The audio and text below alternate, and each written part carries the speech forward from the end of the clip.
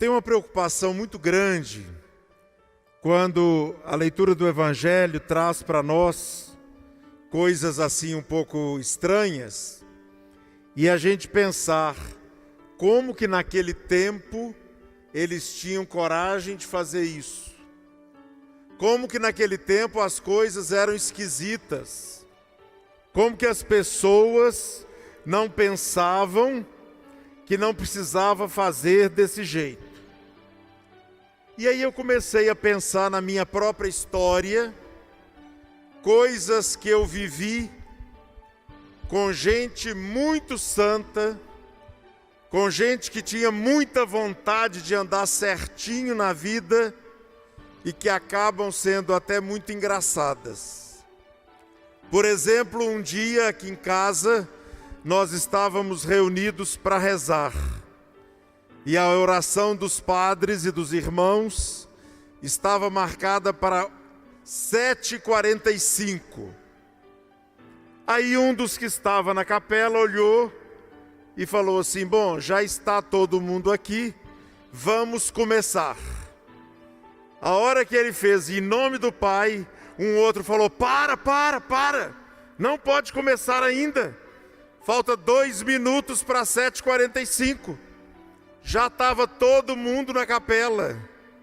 Estava tudo pronto, mas faltava 2 minutos para o relógio marcar 7h45.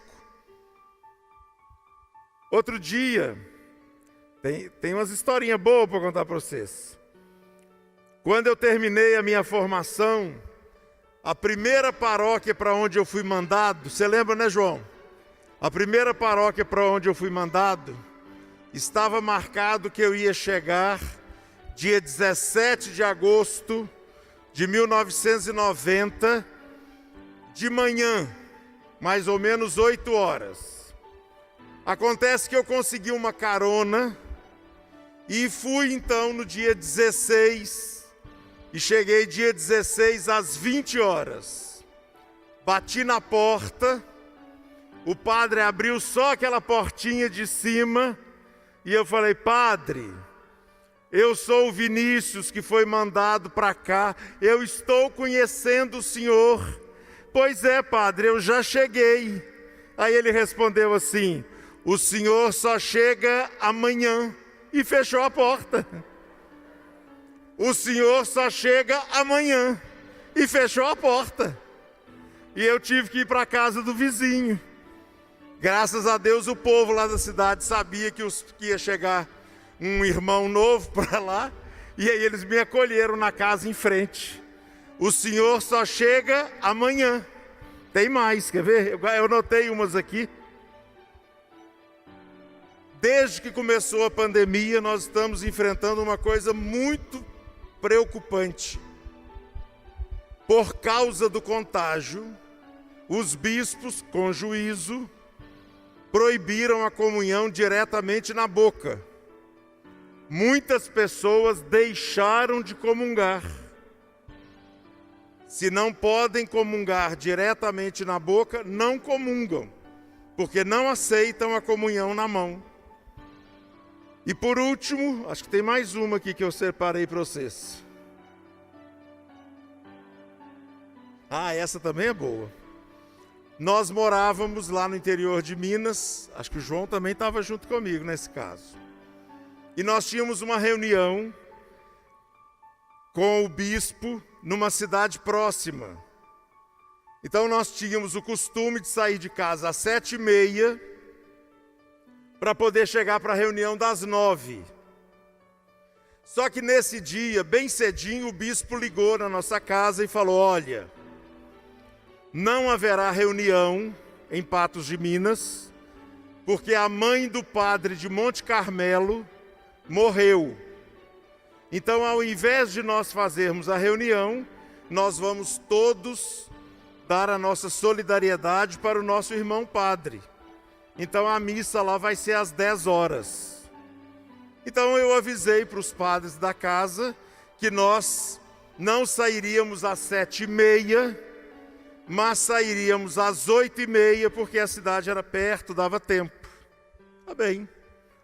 Quando deu a hora da gente sair, faltava um. Eu fui lá no quarto dele e falei: padre, o senhor esqueceu, já está na hora da gente ir para o enterro. Enterro? Eu não vou ao enterro. Não estava previsto. O que estava previsto era a reunião. Se morreu, não tenho obrigação de ir. Não estava previsto. Gente, a gente aumenta, mas não inventa. Eu vivi essas coisas.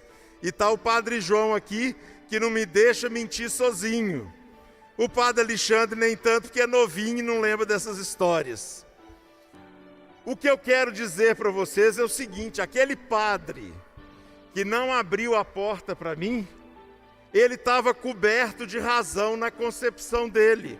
Não tinha quarto arrumado, não estava combinado, não tinha janta para me dar.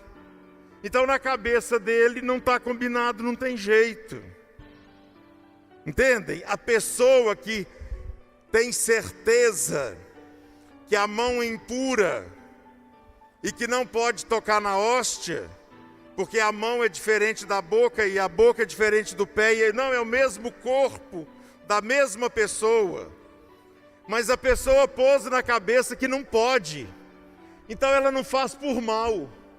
Só que ela perde o mais importante, que é a comunhão, por causa de ser na boca ou na língua, ou na mão. Estão entendendo? Não tem maldade nessas coisas. Eu contei assim em forma de piada, porque eu também vivi em forma de piada. Mas a verdade é que o Evangelho está falando isso para nós. Tem muita gente que sofre, fica doente, estraga a vida dos outros e estraga a própria vida, porque está muito apegado às leis externas, porque está muito apegado à forma, ao invés de se preocupar com a vida, com a pessoa e com a esperança e o amor. Então essas historinhas que eu contei não é para falar mal das pessoas, muito pelo contrário. É isso que a gente precisa entender na vida. Lei é importante demais. Se a missa está marcada para as 10 e passar a começar 10h05, 10h07, 10h09, vira uma confusão. É bom que seja às 10. Mas se um dia dá problema na transmissão, tem que esperar um pouquinho, porque o povo de casa também quer participar. Ah, não, eu vou embora dessa igreja porque a missa já atrasou 3 minutos, porque... Não. Se a gente vê que não vai dar com 5 minutos, a gente começa a missa. Os combinados em casa são importantíssimos. Importantíssimos. Se todo mundo não ajudar, não vou falar de lavar os copos, senão depois você fica me cobrando. Mas se todo mundo não ajudar a lavar os copos, fica um mundo de copo para um só lavar. Isso fica muito ruim. Mas se você está muito apertado, não vai deixar de tomar água, porque não vai dar, entenderam? É preciso compreender a lei como um serviço para melhorar as nossas relações. Lá na roça, onde passa um carro por dia, não precisa ter contramão, nem estacionamento proibido. Mas aqui na rua Padre Eustáquio, se não tiver estacionamento proibido, se não tiver sinal para parar o trânsito, morre todo mundo. Está vendo como que a lei ajuda? Só que aí o que a gente faz? A gente vai costurando no meio dos carros. E complica de novo. O que isso tem a ver com o que Jesus falou para nós hoje? Meus irmãos, escutai todos e compreendei que nós precisamos seguir os costumes, seguir as tradições, mas em sintonia com o nosso coração. Esse povo me honra com os lábios, mas o seu coração está longe de mim. E aí de novo a gente pergunta, o que é mais importante? Acolher quem chega ou já estar com a cama arrumada? O que é mais importante? Comungar a Santa Hóstia ou ser na mão ou na boca? Às vezes a gente perde o sentido do mais importante porque nós ficamos fixos nas leis. Jesus fala assim: vós abandonais o mandamento de Deus para seguir a tradição dos homens. Escutai todos e compreendei. O que torna o coração impuro não é o que entra nele vindo de fora, mas o que sai do seu interior. Meus irmãos e minhas irmãs, é importante ter leis, é importante cumprir as leis, é importante combinar as coisas para as coisas saírem direito, mas é mais importante um coração com bom senso, que é capaz de perceber e distinguir o que é possível, o que é necessário e o que é obrigatório. Nós vivemos uns tempos atrás, né, Frater Teodoro, Frater Henrique, em que a regra era mais importante até do que a vida. Era um sistema de viver e fez muito bem para muita gente ficou santa.